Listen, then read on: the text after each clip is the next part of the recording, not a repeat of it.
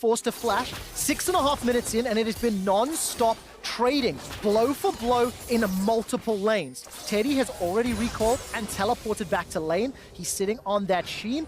Caulfield's Warhammer for Perkz as he gets caught out. Take a look at the minimap. Faker's coming from mid lane. Perkz gets first blood onto Mata. Huge pickup there for G2. SKT, they saw Faker roaming down. They knew Caps wasn't in the mid lane. They thought that they could set up this play in time for Faker to arrive, but he was too far away. Mata finds the... By the way, Perkz, with the plates on that first blood, has already got himself that Essence Reaver, and Mickey's going to rejoin him in this bottom lane. That is a good, advantageous position to be in as G2 are contesting his objective. And this is a great example of what Deficio was saying on the analyst desk, where he wants to move away from this idea that G2 is just a win lane, win game team.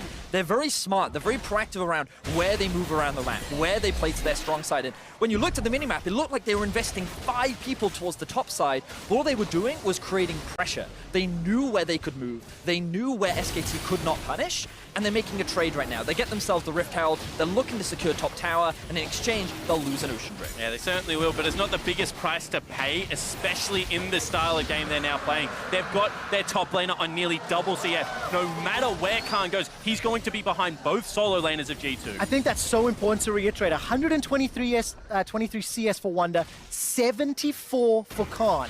Now, don't disregard the fact that Fake... You see a bit of a play? And this is what you talked about, Verdi, as Khan steals the ultimate. The Realm Warp gets him out to safety. Such a beautiful hijack, but no MR to speak of, and that's why he almost got insta-geared. And it's still on the back foot. They lose 2 turrets and a Dragon for some damage on the top lane. A little bit of farm onto your Sylas as it is already so far ahead. G2 have turned the lights down on Summoner's Rift right now, and SKT can't see anything. It is a 5,000 gold lead in favor. Gaining control, you saw 3 members grouping up, sweeping out one avenue of vision, looking for the response that's going to come out of G2. They successfully achieved it top side of the map, but now the vision switch has caught them off guard. This might be an Infernal, they have to see. Yeah, simply not enough members, not enough vision to move into that darkness. Vedius, you highlighted it earlier. And look, SK Telecom instead saying, let's try to keep the Baron vision up. An Infernal versus a Baron, if you have to pick to concede one objective, that is the one that you pick.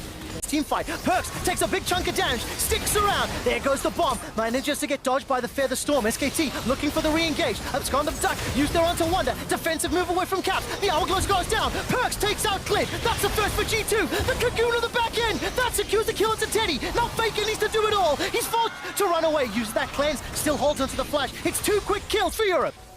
G2 find really big kills there, and it looked like that was the moment SKT were waiting for, the small misstep, the small misplay from the side of G2, but they were able to outmaneuver, they were able to outperform, and a lot of it comes off the back of that huge gold lead that they're currently sitting on. They're now making their way towards the Baron, and they're starting it off. All right, Khan is in range, got flash available to him. Vision denial inside the pit, though. This will benefit G2. Taking a look at the minimap, Mata's making his way up. Baron's going very low. This should be G2's, and it's secured by Perkz. Baron and an even larger gold lead at 24 minutes on Europe's G2 Esports with Mickey at the helm have played the map flawlessly. You can see that live goal difference. It has been one-sided the entirety of the match. And whilst Korea wasn't able to regain any Chlora topside. All right, Caps is in a little bit of trouble here. No flash available. That is an easy kill picked up by SKT. And listen to Hanoi. That's a lot of SKT fans in the audience. While that's going on, though, G2 are now looking for the engage. The quickness goes forward. Clint forced to move defensively. The Hourglass used by Khan. He buys some time. Steals the Featherstorm. Buys a few extra seconds, but it's simply not enough. Here comes Faker with the Emperor's Divide. Going golden is G2 Esports. A second kill from the fight. Now the Roars in return as G2 can turn the pressure back around. Just as I was about to criticize G2 for their first big mistake of the game, they immediately turned it around. G2 can turn the pressure back around. Just as I was about to criticize G2 for their first big mistake of the game,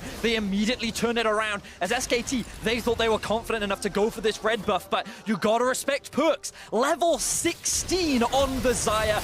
No one can approach him. He melts through the SKT lineup, and now they break the base. The base is open wide. The inhibitor will fall shortly. 15 seconds for Khan. Are they going for it? For Faker. G2 Esports are teleporting into the base. They're looking for the Nexus turrets with the Baron in power out minions. Nexus turret number 1 falls. Nexus turret number 2 is being focused. That's Martin down. done it. Teddy flashes away. That's not over yet. The Nexus turret falls. Ladies and gentlemen watching MSI, do EU believe? G2 obliterates